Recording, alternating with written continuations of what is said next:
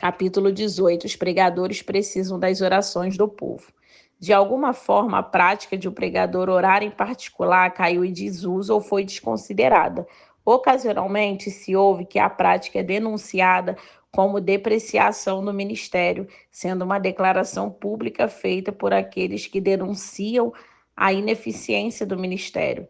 Talvez ela ofenda o orgulho do instruído e do autossuficiente, e esses devem ser repreendidos e sentir-se ofendido em um ministério que esteja abandonado a ponto de permitir-lhes a existência.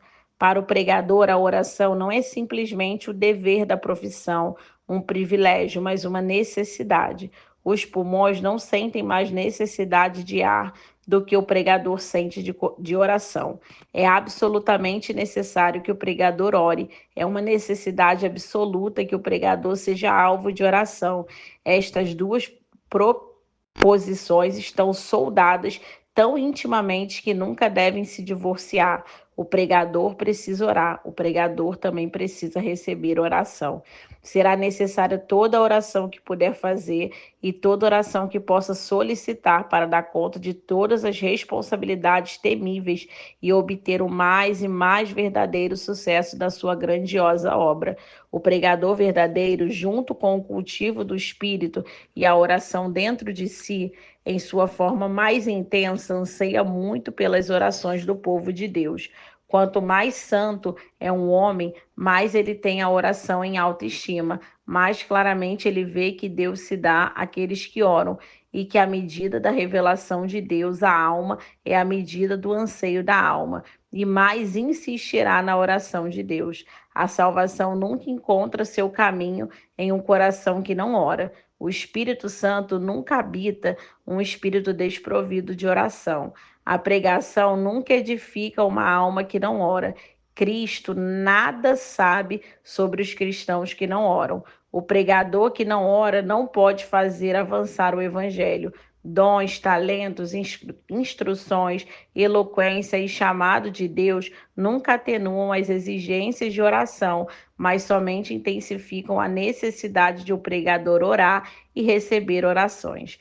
Quanto mais abertos os olhos do pregador estiverem para a natureza, a responsabilidade e a dificuldade de seu trabalho, mais ele verá. E se for um pregador verdadeiro, mais sentirá a necessidade de orar, não só no aumento da pressão para ele mesmo orar, mas também nos pedidos a outros para que o ajudem em suas orações.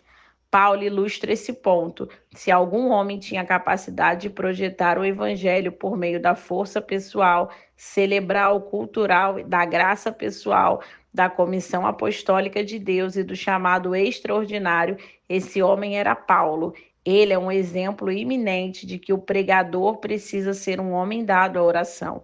Também é um grande exemplo de que o verdadeiro pregador apostólico precisa ter as orações de outras pessoas de bem para dar a seu ministério toda a sua medida de sucesso.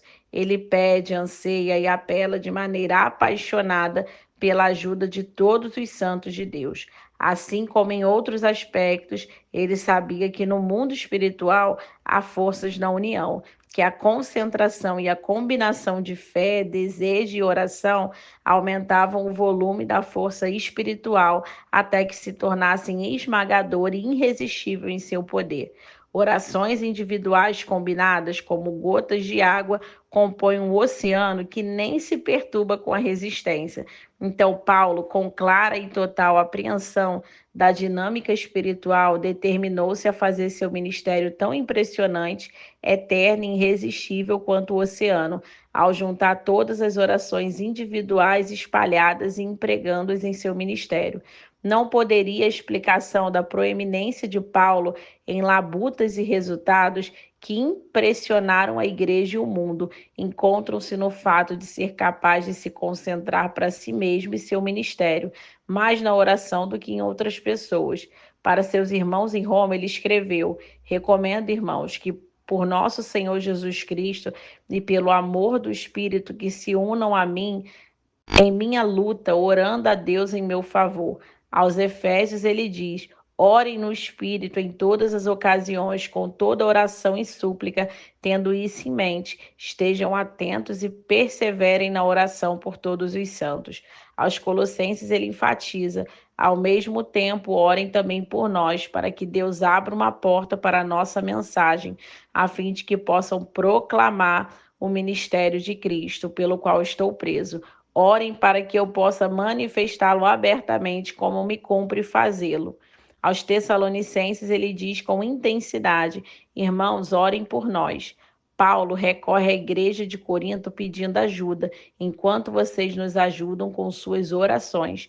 Isso deveria fazer parte do trabalho deles. Eles deveriam ser a mão auxiliadora da oração. Paulo, em uma adicional e final recomendação na igreja de Tessalônica, quanto à necessidade de orar, ele diz: finalmente, irmãos, orem por nós para que a palavra do Senhor se propague rapidamente e receba a honra merecida, como aconteceu entre vocês. Orem também para que sejam libertos dos homens perversos e maus. Ele convence os filipenses que toda provação e oposição podem servir à disseminação do evangelho pela eficiência da oração que fazem em favor deles. Filemão deveria preparar-lhe uma acomodação, pois por meio da oração de Filemão, Paulo seria o seu hóspede. A atitude de Paulo nessa questão ilustra sua humildade e a percepção profunda que tinham quanto às forças espirituais que fazem avançar o evangelho. Mais do que isso, ensina uma lição para todos os tempos de que se Paulo era tão dependente das orações dos santos de Deus para que seu ministério obtivesse êxito, quanto maior não será a necessidade que suas orações dos santos de Deus estejam concentradas no ministério de hoje. Paulo não achava que esse apelo enfático pela oração diminuiria sua dignidade, enfraqueceria sua influência ou depreciaria sua piedade. E se isso acontecesse? Que a dignidade se vá, que a influência seja destruída, que sua reputação seja desfigurada. Ele precisava das orações deles. Chamado, comissionado, principalmente dos apóstolos como era, e todo o seu equipamento era imperfeito sem as orações de seu povo. Escreveu carta para todos os cantos, encorajando as pessoas a orar por ele. Você ora por seu pregador? Você ora em secreto? As orações em públicos valem pouco, a menos que sejam fundamentadas ou acompanhadas por oração em secreto. Aqueles que oram estão para o pregador, assim como Arão e U estavam para Moisés, sustentam as mãos para cima e decidem a questão que tão impetuosamente os assedia. O apelo e o propósito dos apóstolos foram de pôr a igreja para orar. Eles não ignoraram a graça de contribuir financeiramente com satisfação. Não ignoraram o lugar que a atividade religiosa e o trabalho ocupavam na vida espiritual. Nada disso, porém, na estimativa ou na urgência dos apóstolos, poderia sequer se comparar em necessidades e importâncias à oração. O mais sagrado e premente dos apelos foi empregado, e mais abrasadora das exortações, as palavras mais abrangentes e estimulantes foram pronunciadas para fazer cumprir a obrigação e a necessidade importantíssima da oração. Em todos os campos, em todos os cantos, ponha os santos para orar. Este é o fardo do esforço apostólico e a tona do sucesso apostólico. Jesus Cristo empenhou-se para fazer isso nos dias do seu ministério pessoal, enquanto se movia por infinita compaixão diante dos campos brancos para a ceifa, que pareciam por falta de trabalhadores e faziam uma pausa em sua própria oração. Ele tenta despertar a sensibilidade embotada em seu discípulo para o dever da oração, enquanto lhes dá uma incumbência. A colheita é grande, mas os trabalhadores são poucos. Peçam, pois, ao Senhor da colheita para que envie trabalhadores para a colheita.